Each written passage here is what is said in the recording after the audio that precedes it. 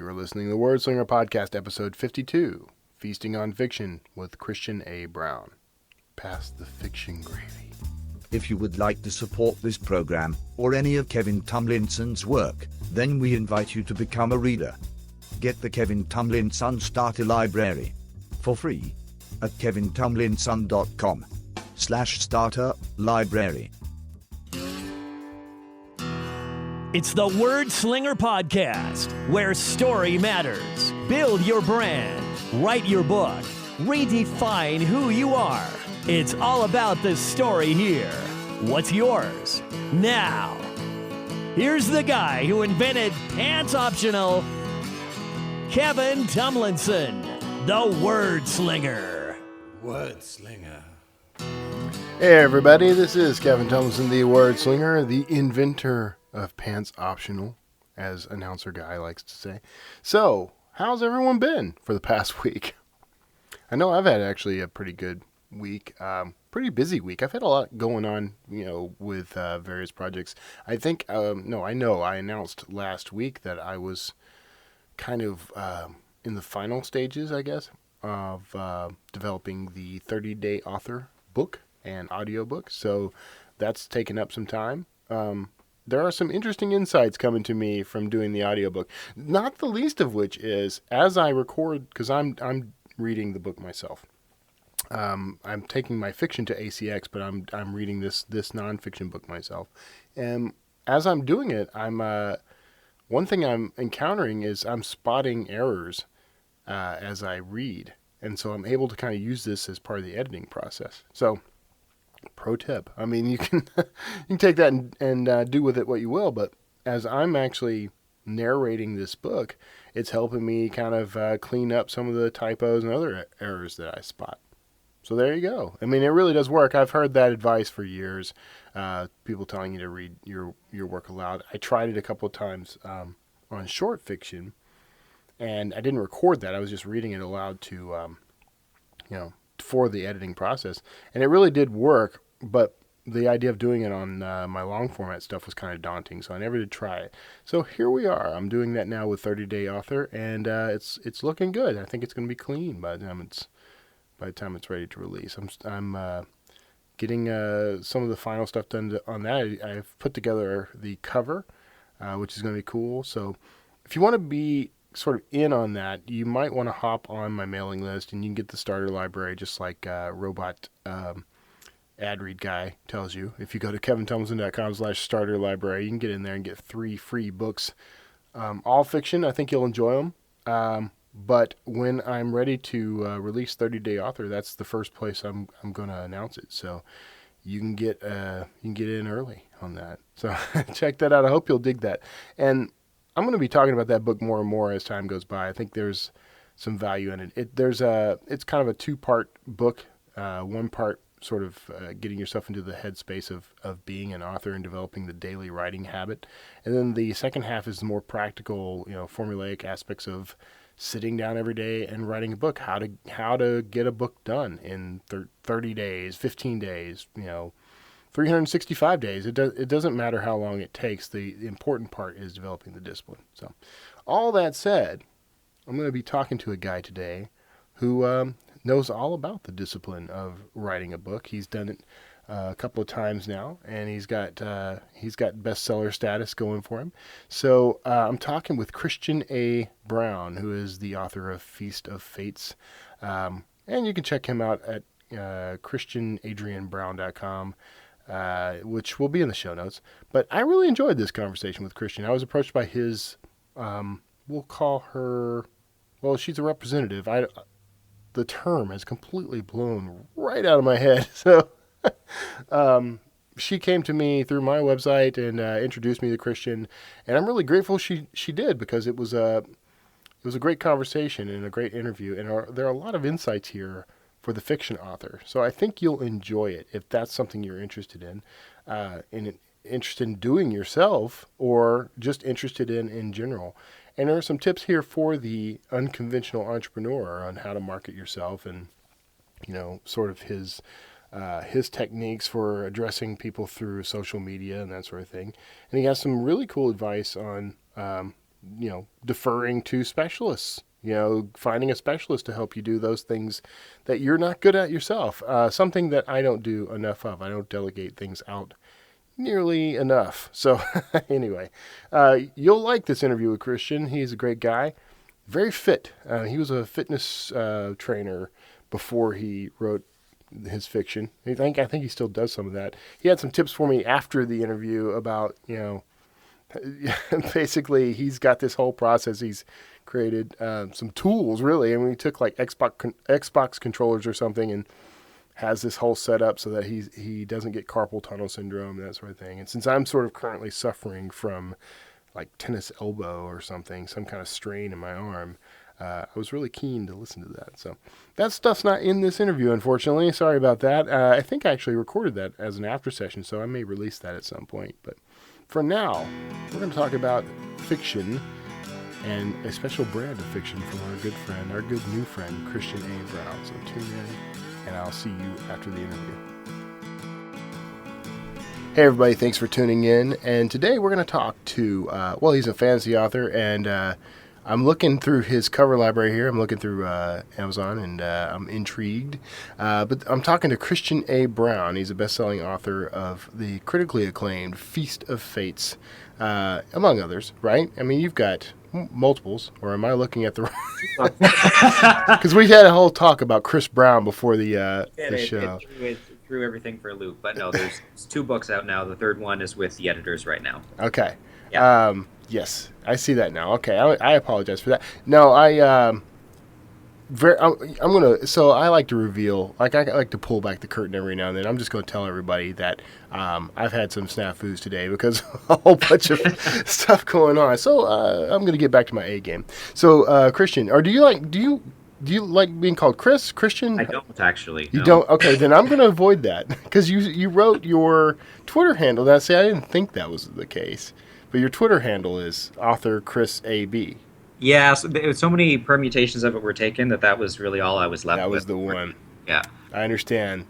I don't like to be called Chris either. So how is everything? Thanks for being on the show. I appreciate you joining me. Yeah, it's good to be here. So tell us a little about, let's start by talking about Feast of Fates, which I'm going to butcher more than once, apparently. It's that plural. Tell us a little about the book. It is speculative fiction. So in terms of, you have this new genre of fiction, which isn't quite science fiction, it isn't quite fantasy, it isn't quite literary fiction. It's some weird fusion of them. Weird fiction, actually, is a closer genre that you could associate it with. I like it. And yeah, and it's my life's work, and among many life's works, hopefully. And it's I guess epic. It's an epic fantasy story, and fundamentally it's about with a bit of a twist, because fundamentally it's about love and the ties that bind us and twist us to do dark things. Yeah, and by the way, I love the term speculative fiction, and I was using that to describe my work for a while, and only drifted because it's hard for me to explain to people what that is. Yeah. But basically, my interpretation has always been I speculate on what I write, and I write it. Yeah. Is that pretty much how you go with it? Pretty much. I mean, yeah. I mean, like you have in the world Gadain, so there are similarities to Earth. Obviously, there's political and socioeconomic rifts, and elements of racism and classism and all that. So there's very relatable issues, but it obviously is a different planet than Earth. Yeah. And a lot of authors like to use fiction as a sort of platform for their own personal viewpoint, their politics or their faith or their whatever happens to drive them. I mean, clearly you're doing some of that at least, right, with this work? Yes, no, very much so. I mean, I've actually been sort of branded. I gladly accept the title, but I've been branded like a feminist, a fantasy feminist, just for some of the characters that I've written. Which didn't occur to me at the time that I was writing feminist characters or, strong women. You just write an interesting character that happens to be a woman because that's how the story played out. Right. Yeah, so, I mean, there's definitely, but I definitely run very strongly with political and social themes and explore that stuff. I think it's easier sometimes to explore those things through the lens of fiction, rather than reading, nonfiction where it's very real, and people draw those direct associations with Syria or other, conflicts in the world. Whereas when you do it through fantasy, you have that distance, even though you're teaching and talking about the same things. People get the message better sometimes because it's not so real. Yeah. Of course, well, no, he actually hated this. I was going to say the person most famous for that was J.R.R. Tolkien, but he's on record saying he hated allegory. So He did, yes, yes. so what are some underlying themes that you explore in the books? Well, there definitely are feminist themes, and I would say just because you have women working outside of their station or their expected worth or position in society, most of the women actually are challenging in some way the sort of the heterodoxy or the current order. Yeah. So there's that. There's a lot of themes, like you have these two very diametrically opposed kingdoms. They're not really kingdoms; they're sort of empires. You have Eod, which is this place of bountiful techno magic, which is a fusion of technology and magic. So it's engines that are powered through sorceress power or will. And then you have, and they're very benevolent, and they're ruled by this immortal king, and everything's wonderful and lovely there to a point. There's always a veneer, and there's always something under that. But they're pretty much like the ideal Western sort of society. And then in the East you have Minos, which is the Empire of Iron, and basically that's if we had technology or advancement without any sort of ethical boundaries whatsoever. And so they're just these grotesque, techno-magical gargantuan entity that just does whatever it wants, and it treats people like chattel, and is generally not very pleasant to interact with. So there's a very strong theme there, just about man's place with nature and man's place with power, and obviously the dynamics that come into effect with that. Yeah, and that, gosh, you could have picked a narrower. You went wide there. How's it being received? I mean, how's the audience liking it? They love it, which is great. Yeah, I guess the key as an authors, and this is what this is my litmus test, is if 90% of the people like it, then that's good. So that's sort of the ratio that I aim for. 90% is a good figure.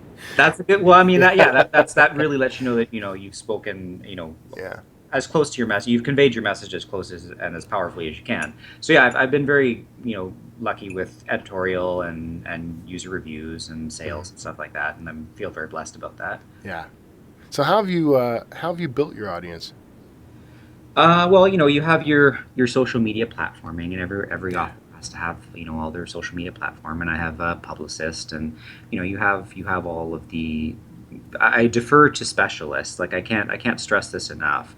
There's this thought that in the age of independent publishing and being able to do all these things yourself, that you should do all of them yourself. That's not the case. Like, I mean, there's certain things that you're just not going to be competent at, which you should always defer to an expert for, because they will just be better at it than you. True. And they also have more time. You want to focus on your audience and your craft as much as possible. You don't want to be doing all these other things. Right. So yeah, I've learned that was one of the biggest learning experiences or teachable moments going into this for me, was just giving away that power, because I'm a bit of a control freak. Oh yeah, you're an author. That's exactly. Yeah, that comes with the territory. I am God. So yeah, it's very hard to sort of submit to someone else, telling you what to do. Yeah. Except editors, I've never had a problem with them for some reason. I love the editorial process and being carved up, and coming back with a manuscript that's all full of red and then fixing it. That doesn't bother you? No, I love it, actually. Yeah, really. I edit Barbara Burson. She's my primary editor on all of my work, and she used to work for Penguin for a number of years. And she is just like she will chew your manuscript up, but it's in a very loving way. Like, she's not doing it to be mean. She just will illuminate every single flaw that you have made structurally in the manuscript. So the first time you see her with something, you always get, you always put on your armor, because you're going to get a few punches. Yeah. But then successively, as you go back and you start working through drafts, she has less and less to say. The point where she's almost silent, and it's so that to me, it's going through that gauntlet. Yeah. You just feel like you've accomplished something, I guess. So how did you connect with? You said it's Barbara. Barbara Burson. So yeah, I connected with her through. I was very lucky, I guess. Like, there's always a certain amount of luck involved with anything. Yeah. Um, but I think perseverance makes up for any amount of luck as well too, because I've also been very dedicated to this. But I was lucky in my initial contact with just some of the people that I was cold calling around before submitting to agents or anything. I just wanted to clean up my manuscript. And so I was looking for a freelance editor, and I just randomly called Greg Ianu. I'm Canadian, by the way. Okay. So up here in Canada at the time, he was the president of the Editors Association of Canada. And so Okay. I called this guy up, and I think it was like a Friday afternoon, and I'm kind of tired from the work week, and I'm like just finished eating a protein bar, my mouth's all sticky, and I'm just sort of talking to this guy like he's whoever, and yeah, so I ended up making that really great connection just right off the bat, and then he put me in touch with Barbara, and we went from there. Excellent. Well, see, that's networking in action. That's kind of the point, right? Well, it's also, yeah, I mean, it's just, and also, doing your research and not being afraid to just take that step too. Yeah. Because he was on a short list. Like, I didn't totally blindly just call people in the phone book. Yeah. Yeah. Well, that's great. I mean, what were you doing prior to publishing, actually? I was a personal trainer for a number Okay. of years. Yeah. I think I remember either reading that or I think your publicist told me that. I think. Yes. Yes. So you're a personal trainer, and you decided you'd rather tell stories, or you want to tell stories as well as. Well, I mean, when you're a storyteller in quotes or whatever, Yeah. Yeah. you always have that sort of airy fairy imagination. So I was always writing stories even when I was very young. Yeah. Then you get older, and it's no longer profitable. You can't pay a mortgage on make believe, so you have to get a job. And so I ended up getting into the health and fitness industry, and that was really good for me in a lot of ways. And then my mother became ill in 2010. Mm-hmm. And I'm married. I don't have kids. My sister had kids, so we sort of had to have that discussion of who was going to be able to be there for her more, and that just was me. So I became an inadvertent caregiver, willingly. Like, I mean, there's nothing more beautiful, I think, than being able to care for this person who's brought you into the world. Yeah. When they're at their weakest. And during that time, like, I don't know if you've ever been around a cancer sufferer or someone who's in like long-term care, but you have all this time where they're just sleeping or not cognizant or just doing something. Like, they're off getting a test. So I had my laptop, and I finally got around to finishing this manuscript, which I'd had forever sitting on my hard drive. And yeah, that was sort of my goal, I guess. While she was going through her treatment, I was going to get this story ready for her to read. And did she get it? She got a chance to read it, right? She did. Yeah, she did. And she was, she's a pretty harsh critic too, my mom. But no, she really enjoyed it. And she said, this is what you should be doing. And that was sort of that's been my, guiding light over this whole journey since then. When she passed away in 2012, I just have been writing nonstop since then.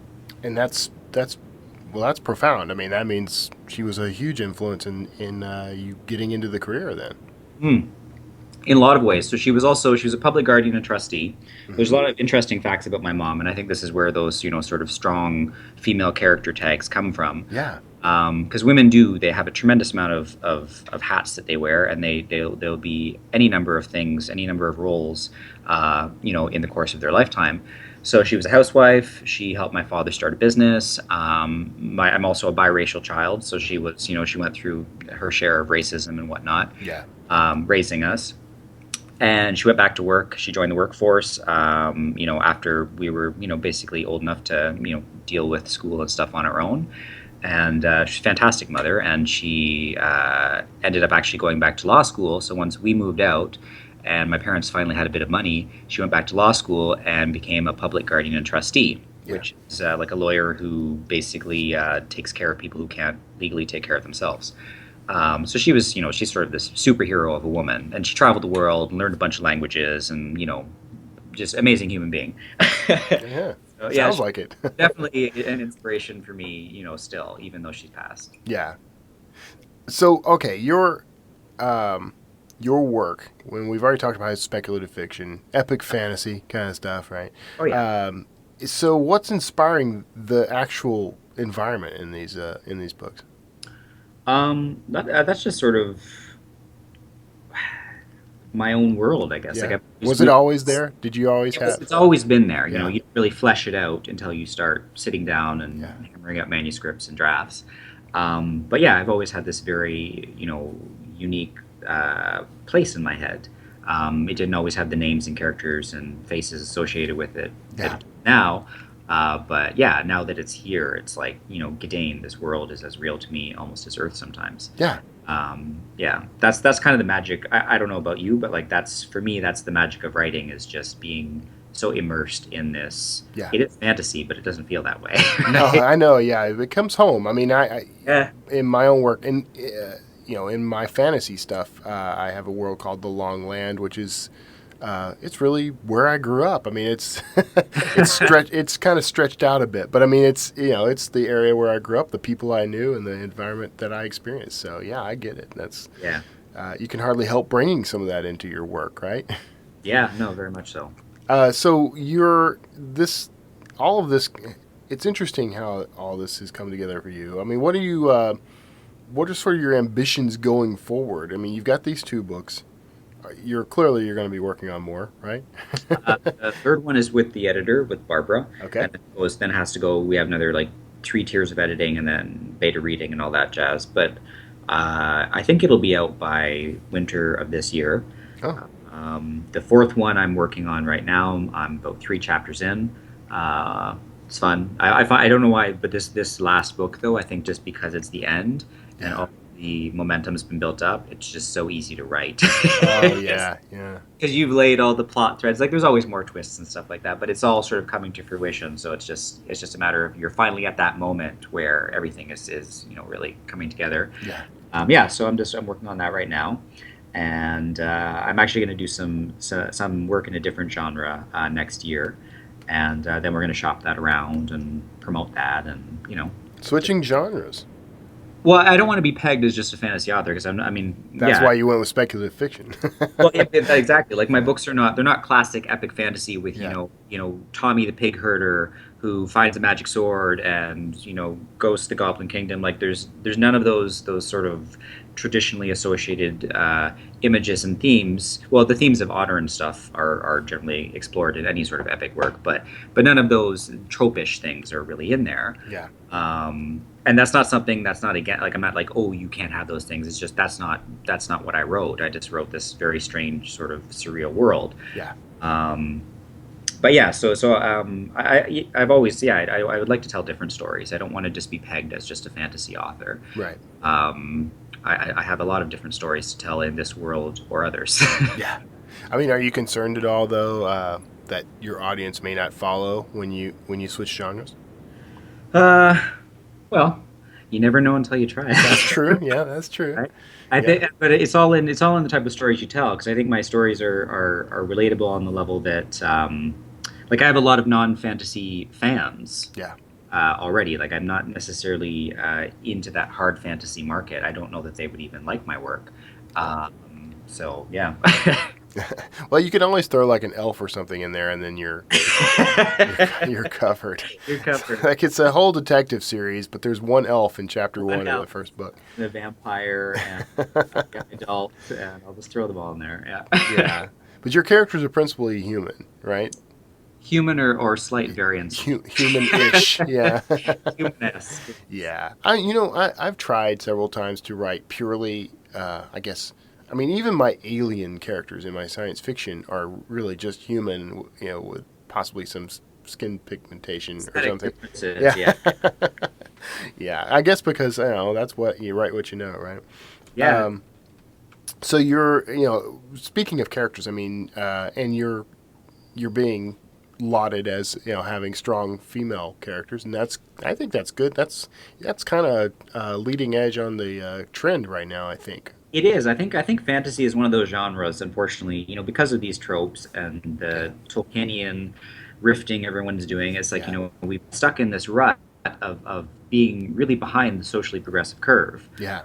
Not to say that every book, let's throw a gay character in there Right. just for shits. It's like that's not the point. You don't have a checklist, but if you're exposed to life and if you're aware of what's happening in the world, this stuff should just naturally find its way into your work, anyways. Right. And I've read actually a couple of interesting authors. I can't remember. Don't ask me. Actually, I'll have to. I want the list. I want it right now. But there's some there's some authors that are doing interesting things with characters and it's seen as this new thing, when really like if you're a modern author and if you're sort of trying to write relatable stories, it's just going to happen anyways. Like I think there's a gay character that gets introduced in the second book. There's these really interesting gender non-normative relationships where there's this very, very handsome woman, we'll say, very handsome, strong woman, and she's fierce, like she's an Amazonian kind of character without the tropish bikini and whatnot and spear, and she's in love with this very effeminate songster of a man. So I play with a lot of these interesting archetypes. Yeah. In the story, but I'm not doing it specifically to hit a diversity checklist. I'm just doing it because that's how the characters want it to be written. Right. Yeah, and I'm glad you said it that way, by the way, because I have the hardest time explaining to some people the idea that the characters take over. Yes. Can you think of an experience where things went completely different than you would have thought because of the characters? Like even the way I guess there's always with writers you have pantsers or plotzers, supposedly, but I mean I plot these sort of, I have in my head these very grand set piecey moments, whether they're battles or confrontations, so I work my way towards that. And I do like little sort of margin to point form notes for each chapter of just stuff I have to put in to make sure the story holds together, because the most important thing of fantasy or any sort of fiction is that the world makes sense. So if you've got little details, like if someone has a dagger and then they don't, if someone has something they have to tell someone, like these important things that drive the story forward, I put that sort of stuff in, and then everything else I'm just pure pantser, like it just happens. And that's you sort of mentioned that, but that's the magic for me, is just when I'll get so excited, when at the end of the day I'll be like, oh my god, this happened, you just did this. Yeah, I have a character in my Sawyer Jackson series called 8 Ball, and the interesting thing was he disappeared for half a chapter. I forgot he was there, and then when I realized it, I'm like, oh man, now I got to go back and retweak this, and then it just sort of out of the blue hit me that he would just kind of pop up, and there would be a sort of like, wait, where were you? Like, where? This is where he was, right? And I know it skews a little Deus Ex Machina there, but it actually it informed something about that character that became a primary, a pivot point for that character. So characters will, and they drive me nuts. They basically, my characters basically do whatever they want. I have very little control over them. Yeah, I think I just read a quote from F. Scott Fitzgerald about writers are not one person; they're many people trying to be one person. So okay, now you're moving forward. You're going to finish this up. Yep. Very good. And you're okay. So you're saying you're more of a plotter than a pantser. More of a pantser. But you do pants. Oh no. Okay, you are a pantser. I'm totally a pantser. You're with ambitions to be a plotter. You're like me, basically. Well, you have to write. I mean, I think if you don't plot out certain things, like just big things, then your story doesn't have holes. Those anchors to sort of hold it together, right? So I plot the big things and the minutia, the stuff that you have to remember for world building, but everything else is just So do you do like story beats or something, or just a pure outline? How do you? I'll do like so with my chapters. The way I've structured it now is so I have a at the end of my manuscript, I always have this massive amount of. It looks like insane, just jotting. Right. But that's stuff that will come to me like, when I'm on the exercise bike or when I'm walking somewhere. And so I just have to put it down and then later I remember to add it to this massive list. Some of that gets scrapped, some of it doesn't. Yeah. Other bits get moved into chapters. So when I start doing a chapter, I'll break it down into like, if it has Roman numeral sections, it'll have just little point form notes about where I think those thoughts may fit. Okay. And then obviously those fit in with the larger points. But yeah, so it's sort of like I basically have a point form chapter, a point form notes for every chapter, but it's not in any way like, yeah, it's not like paragraphs or anything that would make sense to anyone that saw it. How close do you stick to that outline once you have it? Well, that's the problem is when you start writing stuff and characters say something or do something, then half of it gets scrapped. And so I learned very early not to do these massive descriptions or stuff I want to fit in because it could be gone in a page, right? Yeah. So it's the map, not the territory, is what you're saying. That's correct. Yeah. So that's and I confess I gave up on just flat out plotting everything. A couple of my books, I just really went all out and plotted and got really detailed. And then after the second time of veering wildly off that course, I decided it wasn't worth it.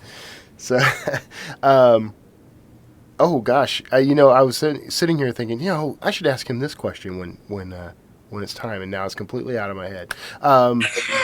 That'll come back to me later. So, do you have like a writing tool of choice? Like you have any resources you fall back on?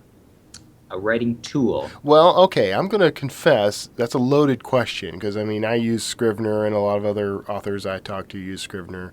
But do you use like Microsoft Word or what's your preference? So, well, my writing situation is a bit strange. When I realized I was doing this, I was going to be doing this full time. To avoid the carpal tunnel and stuff, I'm quite prolific. So I tend to do about 5,000 or more words a day. And I also, again, thanks to my background in health and fitness, one of the things that exercise has always taught me is that diligence. So I'll sit down, like my routine is very set. I'll have my breakfast and go work out and shower and do all of my little emailing things. Then I will sit and I will write for it's usually about 6 to 8 hours. I'll eat and go to the bathroom, obviously. I'm not sitting there in a diaper. Actually, a human being, clean, sanitary human being. Yeah. But anyway, so I'll do my writing. And one of the things I learned, though, is when I was writing this much, I started to develop repetitive strain injuries. So the way I've set up my office now is I actually have like an ergonomic chair. It's kind of like a lazy boy-ish kind of thing. And I use like an Xbox controller.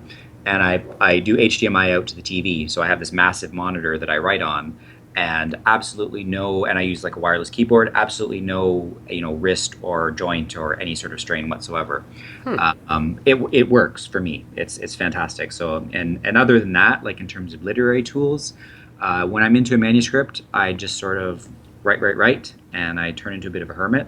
And then I leave, a lot of that secondary. I'll do I'll do my deep passes and stuff, and I'll redraft and redraft. But once it's out of my hands, I leave all of the copy editing and line editing to the editors.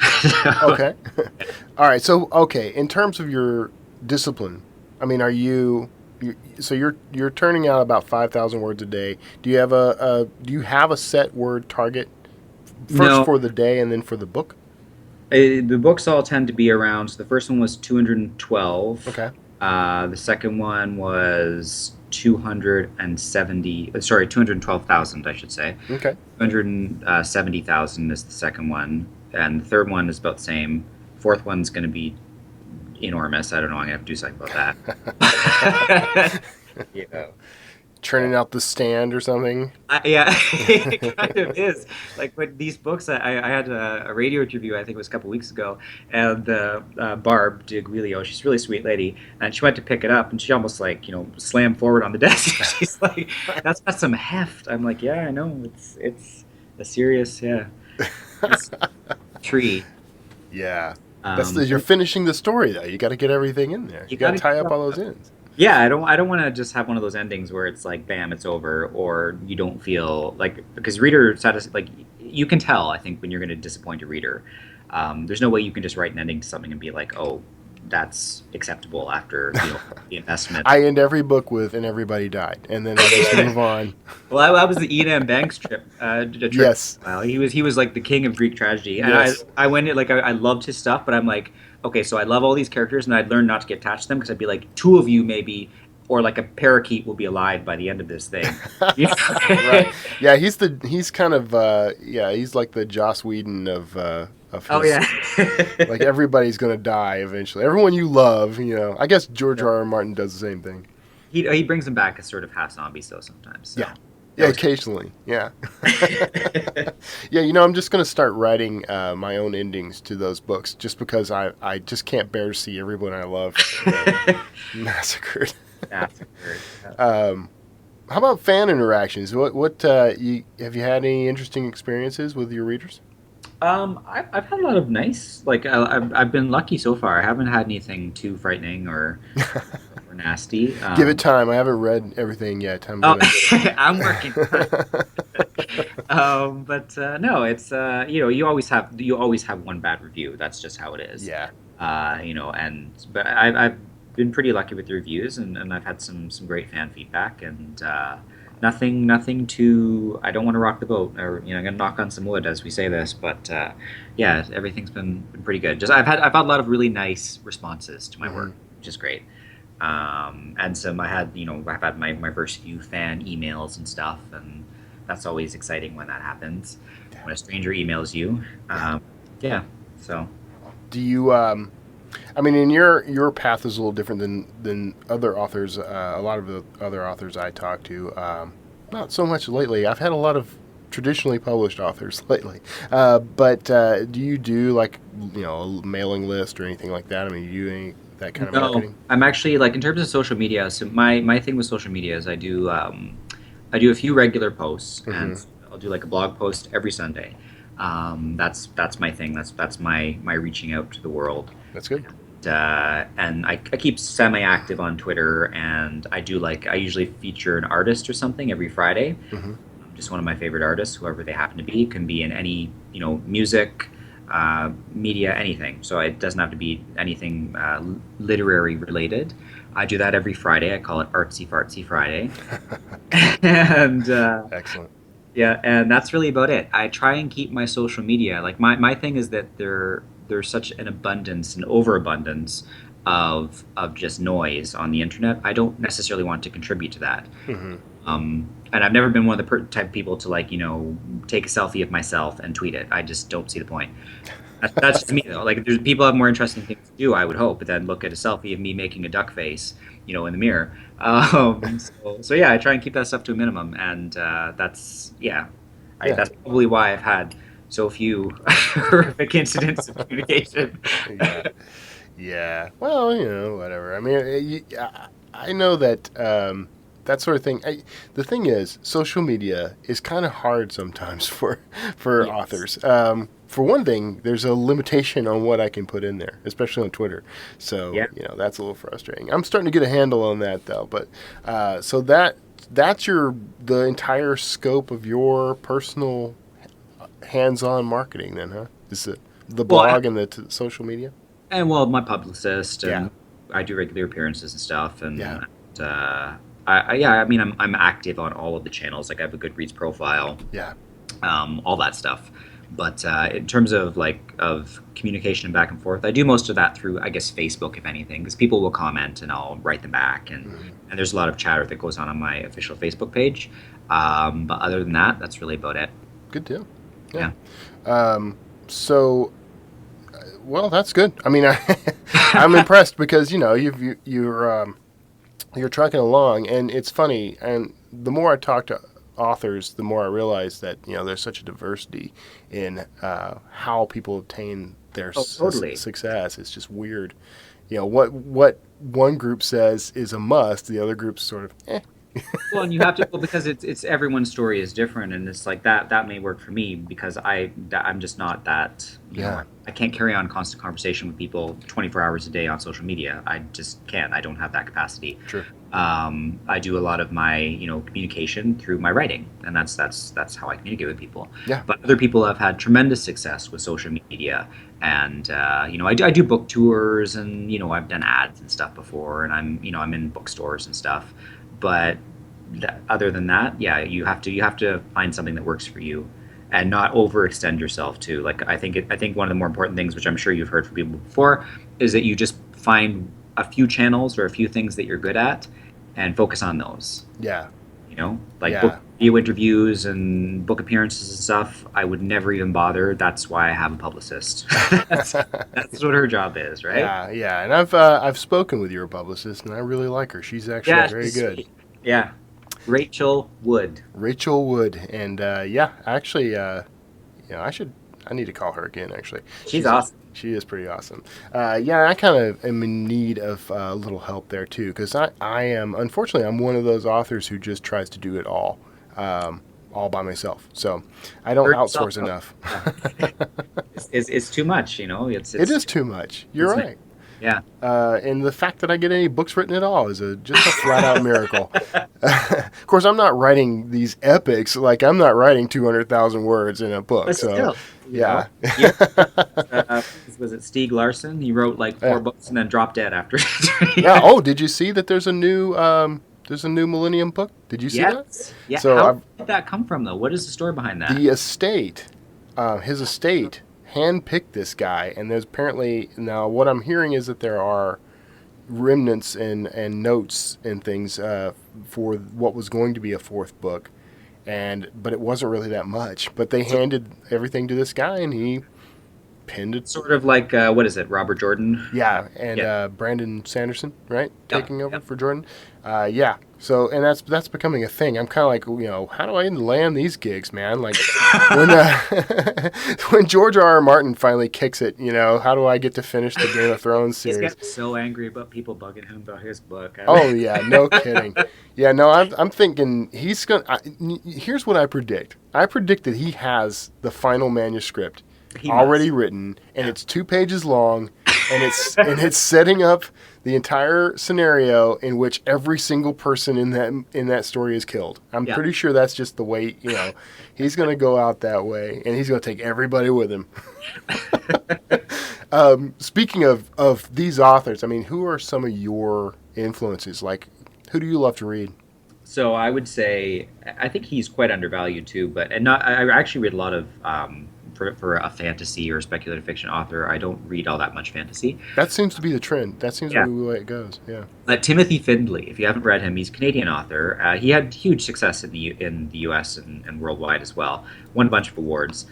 He is one of the sharpest writers of dialogue.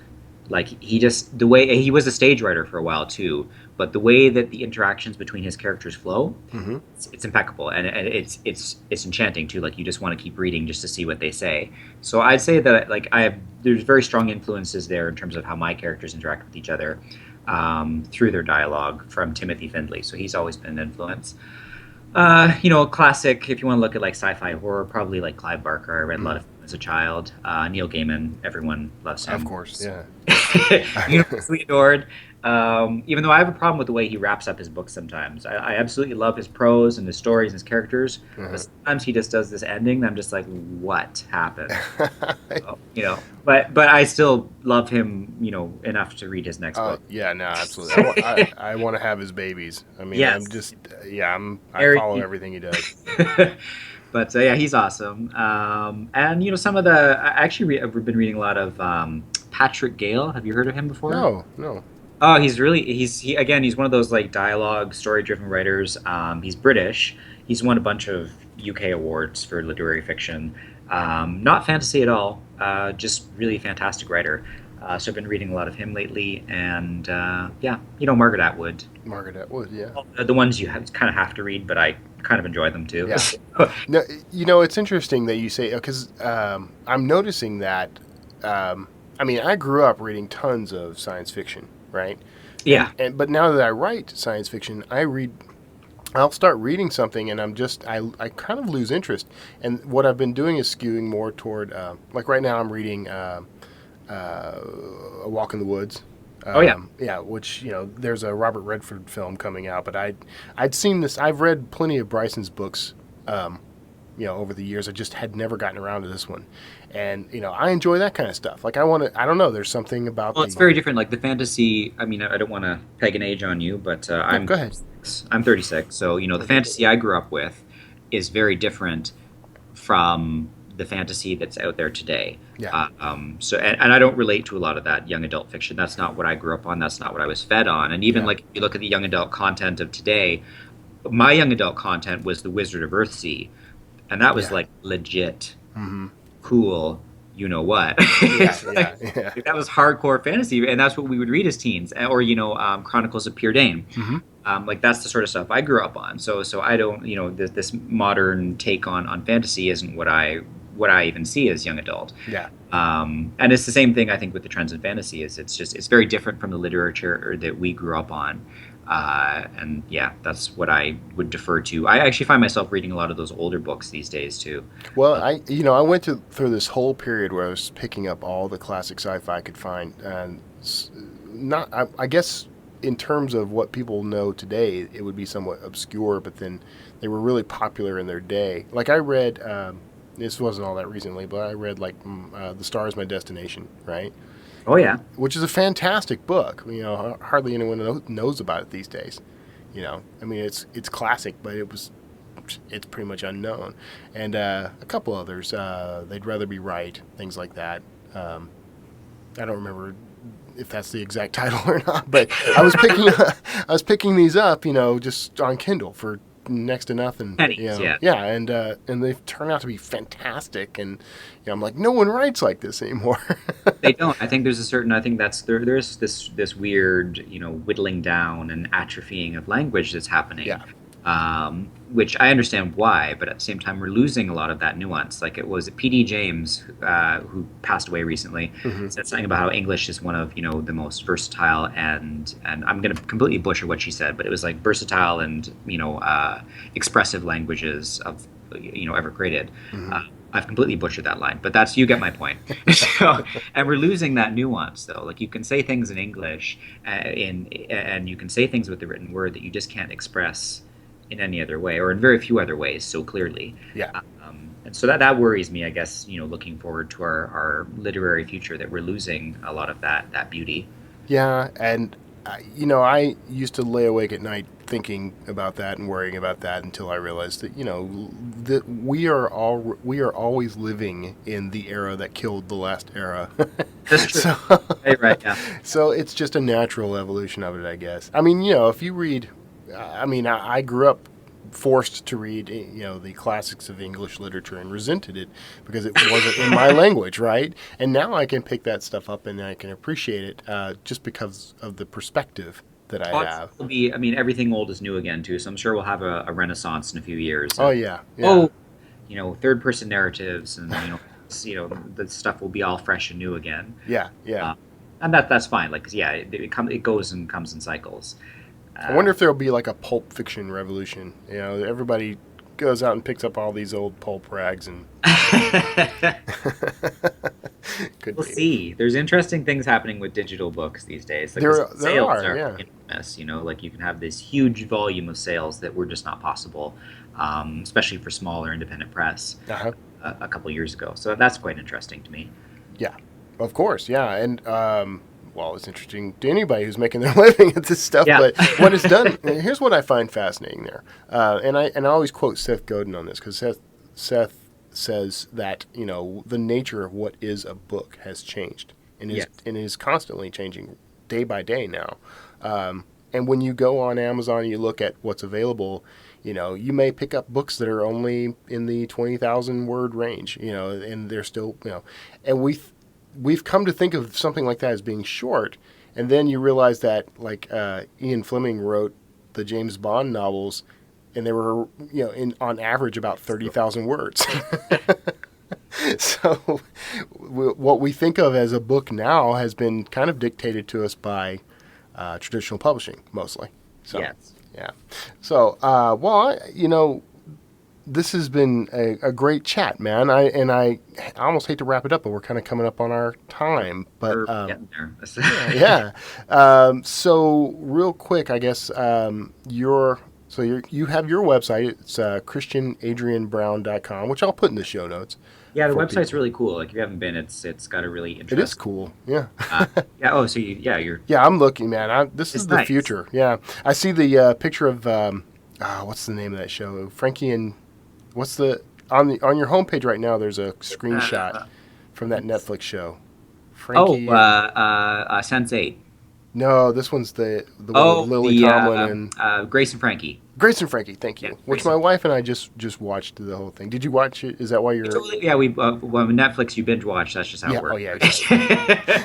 Exactly. Exactly. Just one more episode. One more One episode. more episode, 15 times. Yeah, Yeah. So that's great. Yeah. No, your site's cool, man. yeah, it's pretty cool. You You're should go. making me. There's some really cool artwork from I work regularly with this Italian artist. His name Uh is Leo, and you can see all of his stuff in the gallery. Like he's got some beautiful pieces Yeah. and really interesting style. And yeah, it's a fun site. Lots of stuff to see there. See, Lots of my wife has pretty much forbidden me from looking at other people's websites because now I'm gonna go redesign my site again.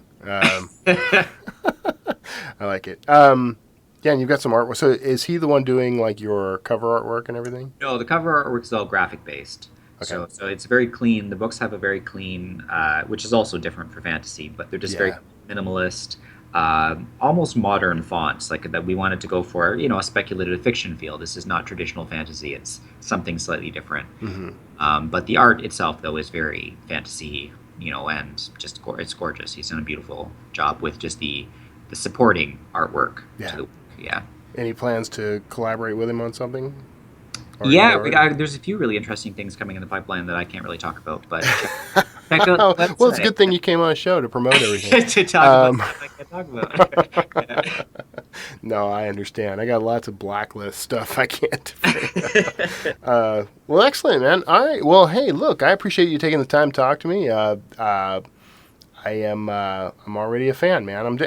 I keep watching. Your page keeps refreshing the image, and there's some pretty cool Yeah, there's stuff some flowing through. So I'm being distracted by it. Right now, I'm looking at two very curvy, attractive women, which I'm on board with.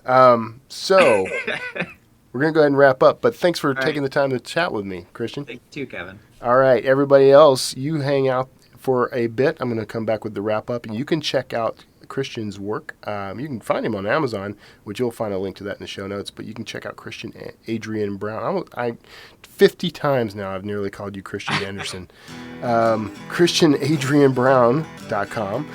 You can also find him on Facebook and Twitter. I will give you links to both of those.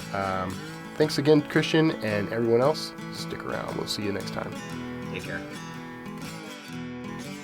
All right. I hope you enjoyed that interview with Christian Brown, Christian Adrian Brown. I don't know why I always have so much trouble. I rehearse these things. I rehearse people's names. I want to get these right because I don't want to. People hate when you get their name wrong. I hate when people get my name wrong.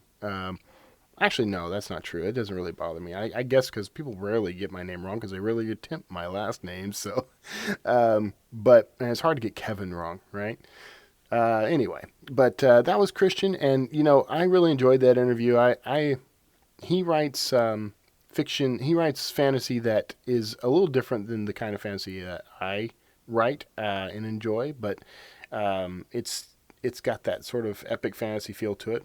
I think it's entertaining. I don't think it's entertaining. It is entertaining. I mean, I'm enjoying it. So you should definitely pick up his books. You can find links to his author page in the show notes. But if you search Christian A. Brown on Amazon, you'll come across him. So, and definitely connect with him on Twitter and Facebook.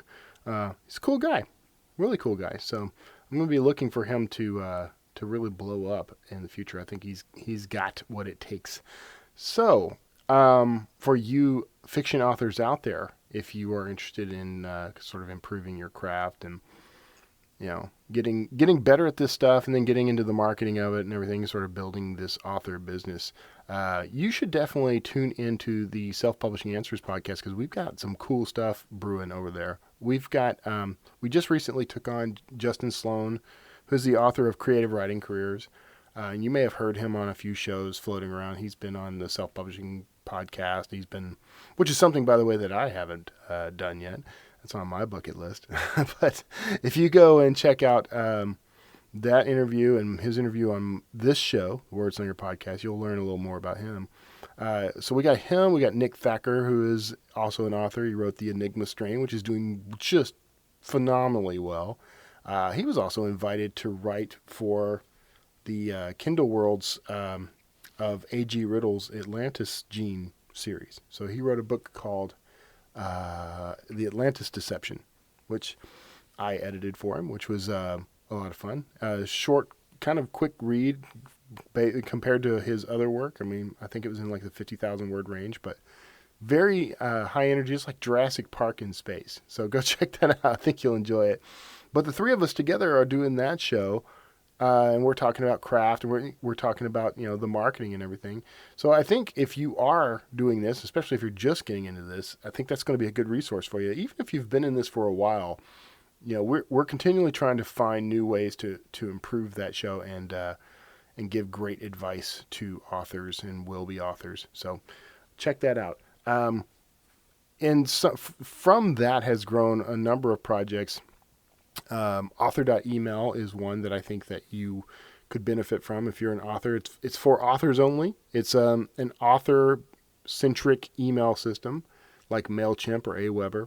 It's very simplified and easy to use, but very powerful. I've been using it now for a couple of months, and I love it. I was able to do autoresponders off the bat. I didn't have to pay any extra to be able to do it. Of course, I wouldn't anyway because it's my service, but we don't charge anybody to do that. You can do autoresponders right out of the gate.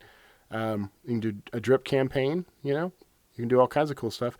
And you can have multiple lists. I mean, there's all kinds of ways to use this that are very similar to MailChimp, and the first 1,000 subscribers are free. So if you go hop in, you can use it for free up to 1,000 subscribers, and then after that, it's like $10 a month to go up from there. So it's ridiculously cheap, ridiculously cheap, and very powerful. I love the reporting on that thing. So that's one tool that has come out of that whole relationship there, and there's more to come. ReadyCovers.com is also available if you need a cover for your book. You can go and peruse some pre-made covers. But we've built that as a community so that you can hop in and get to know the designers themselves, get custom work. We don't take a cut. If you guys negotiate something outside of the site, you know, we don't take a cut.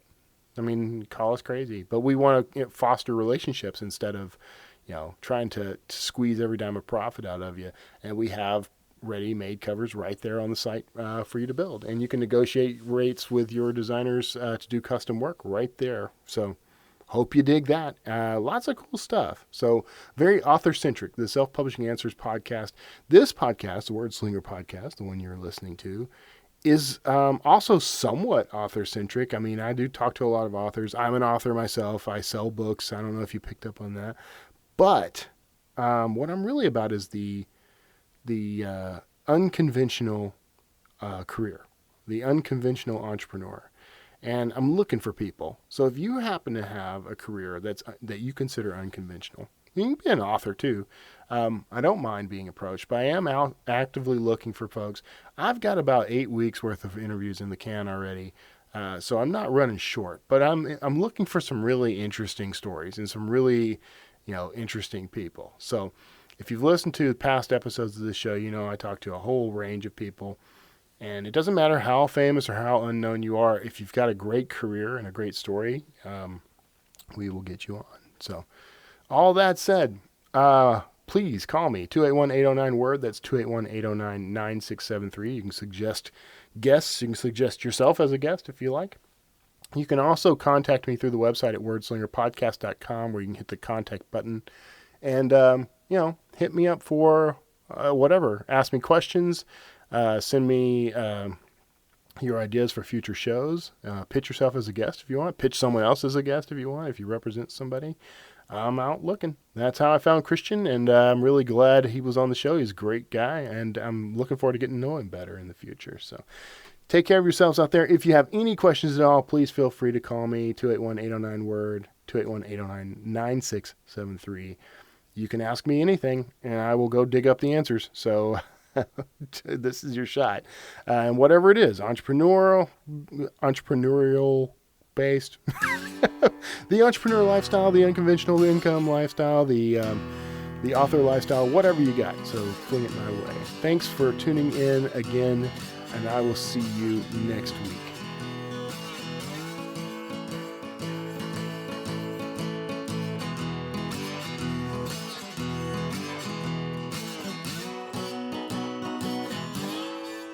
Word Slinger.